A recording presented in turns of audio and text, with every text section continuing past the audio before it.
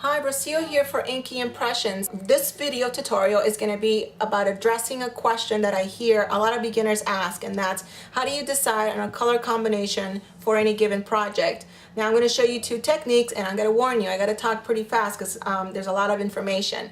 Now the first technique is the use of a color wheel. Now this color wheel comes from EK Success, and I got it on the internet, but you can get it in any craft store. And one of the suggestions that I have is to have a starting color. Now sometimes I don't even have that, but let's just say I have a starting color, and as you can see by my fingernails, teal is a big color this week. So I'm going to start off with this teal cardstock, and so what I have to do now is by using the opening on the color swatches on the color wheel here, I have to match my starting color with the swatch that matches it the best, and for me it's this swatch here. Now that I have that information ready, I can start creating color combos. Now the first color combo that I have is called complementary color combo, and that means that I'm going to use the color that's directly opposite of the color of the starting color on my color wheel. Here's my starting color, here's my complementary. And so now I can start combining my teal with this red orange. The next color combination is called monochromatic. And a monochromatic just means I'm using one color only. Now here's my starting color once again. If I zoom into the swatch, you can see that the swatch is numbered and there's different values to each number. 1 being the lightest, 7 being the darkest. And now what I can do is I can get cardstock that is colored in all these different values, and I can create a color combination using them as an example, and I'm creating a monochromatic color combination. The next thing I can do is do what's called an analogous color combination, and an analogous color combination basically means using color combos that are adjacent to each other on the color wheel. So if this is my starting color, now I can use from the right, I can go from my teal to this blue to this violet blue, or I can go to the left and I can use my teal with this green and this green yellow. And so now I have a variation of color combinations. The next thing I can do is I can do what's called a triad color combo by using the shapes that are in the center of the color wheel. Now each shape represents different color combos. I'm not going to show you all of them. I'm just going to show you the most basic one, and that's by using this red triangle. So the red triangle, or all of the shapes in the color wheel, are going to have a star in one of the points. You just point that star to your starting color, which I am doing now, and now you follow the points on each of the shape of the shape that you're choosing, and now that's going to give you the color combinations that are creating what's called the triad combination. And so what this is telling me is that now I can use cardstock color that's teal, lavender, and yellow. And so now what I can do is just find cardstock that has these combinations. I can use all three, or I can choose to use one or all three, as I said. And so that's basically it. That's one of the techniques that I use to create color combinations for a given project whenever I'm lost. Next, I'm going to show you how to create a color combination using design paper, and you're going to see a final card at the end. Stay tuned. And I got the idea of using this flower design because of the DigiStamp, because it's got, you know, the idea of April showers, bring May flowers, etc.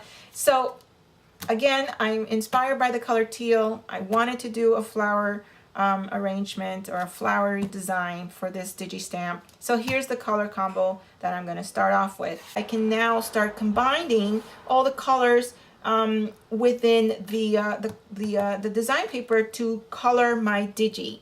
And so now I can start collecting my red values in with my Copics, because I decided to use Copics for this digi. It's yellows, the teal rather, sorry. And for the skin, I'm using, I believe it was E33, E11, and E00. So I got my reds, dark, medium, light. I got my yellows, dark, medium, light. And I got my teals, which are dark, medium, and light. And the numbers are BG75, BG72, BG10. For the yellows, I have Y13, Y000, and Y28. And then for my reds, I have R59, R35, and R22. And I'm also going to include an R20 for her rosy cheeks.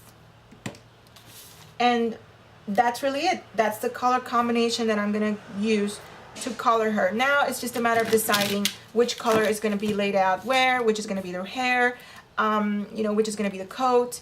So next I'm gonna show you how to put the whole card together. So what I decided to do is I decided to pick this design paper and choose the colors from within it to create my combination, and I showed you how I decided on the Copics that I was going to use for my Lily with Umbrella digi stamp, and this is what I came up with.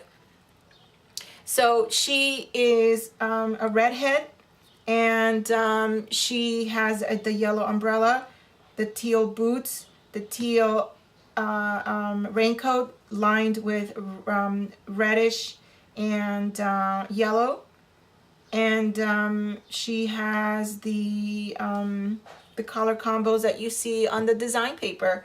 I also added a little bit of gray clouds all around her. I don't know if that's visible. I'll zoom in a little bit so you can see.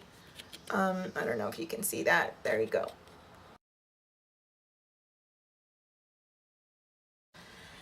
And so now I'm going to just start putting the card together. So I decided that I wanted to do a 5.5 by 5.5 card. So remember, I'm taking the color combo from the design paper, which I applied on my Lily stamp. And now I'm just going to do the layout based on those colors. So what I decided to do is the base of the card is going to be white. The first layer is going to be yellow.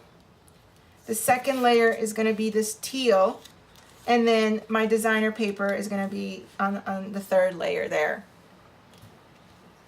Okay, so now I'm just going to glue everything down. I'm pretty set now on that idea, so I don't have to do any more thinking. I know what the color combos are going to be. I've already cut everything down, so it's just a matter of gluing it all together. Okay, so there's my starting card. I have the first layer, second layer, third layer. Now what I'm going to do is I'm going to do the same with my digi stamp. I got my first layers, and I'm just following again the paper pattern or the color palette that I used here. So I'm sticking with the same exact cardstock. I got the teal, the yellow, and now the digi stamp, and it's just going to create 3 additional layer pieces that are going to go right on top like so.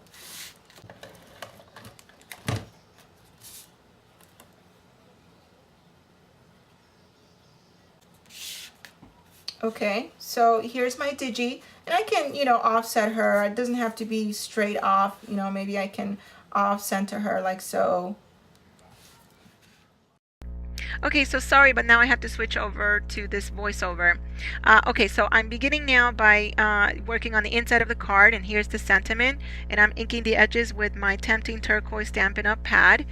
Now I'm going to use some layering on the inside, and also I'm going to glue down this corner die that I cut out from a die called Madeira Corner from Memory Box. And as you can see, I used the same floral design paper on the inside there as I did on the outside. And that design paper is from My Mind's Eye, and it's called Sunny Side.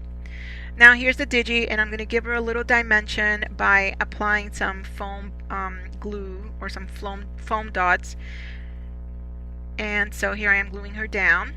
I'm also going to add a little bit of pop with some yellow Prima flowers, and these are my dots, glue dots in large. And I'm just gluing some flowers down on the bottom there.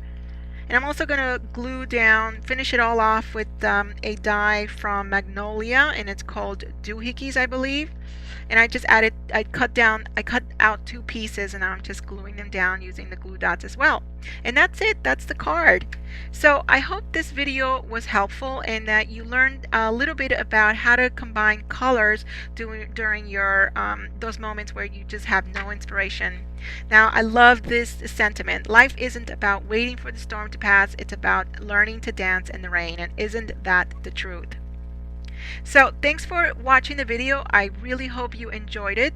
For more information on all the products used to make this card, you can visit my website at www.theblankpapyrus.com.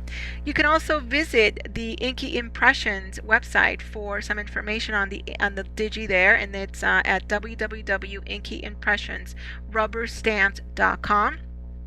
I really appreciate any comments or questions that you may have. Thanks for stopping by once again, and we will see you next week.